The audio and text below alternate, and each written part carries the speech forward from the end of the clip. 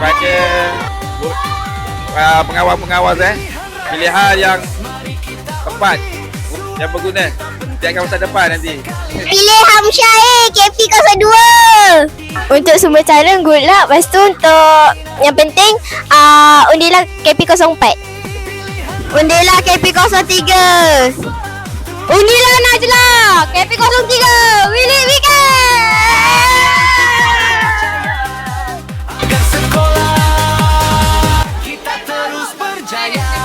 Undilah Ibrahim kerana Ibrahim handsome dan kacak dan comel. Undilah KP01 Ibrahim.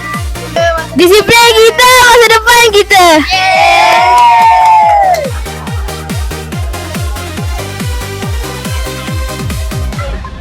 Setiap undi membawa Undilah Uzaiman KP05. Edah Uzai.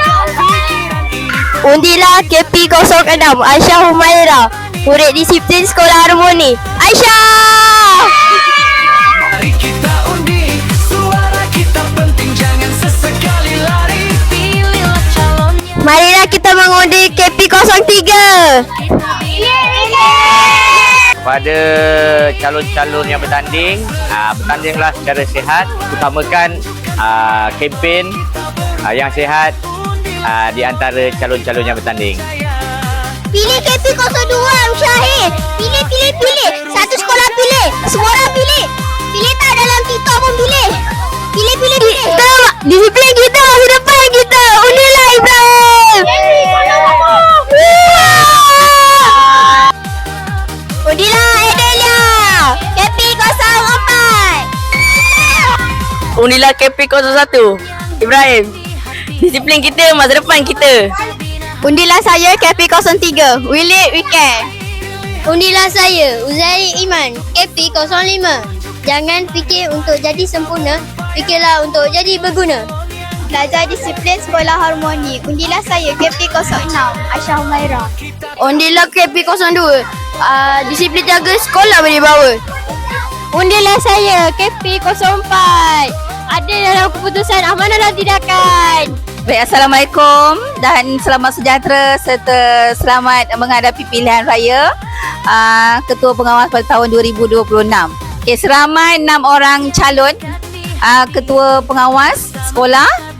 Semuanya berkelayakan, semuanya berkaliber, semuanya berkebolehan, semua ada kekuatan masing-masing. Cikgu tak boleh berpihak kepada mana-mana, sama ada KP1 atau KP6. Okey, semuanya layak. Dan tadi telah diadakan manifesto, tadi bentangkan manifesto. Jadi cikgu harap semua pengundi buat pilihan yang terbaik. Okey, berdasarkan manifesto yang betul-betul logik untuk sekolah ini, terutama untuk disiplin murid dan juga disiplin dan peraturan sekolah. Ya, jangan salah pilih. Anda akan menyesal. Jadi pilihlah calon yang betul-betul layak.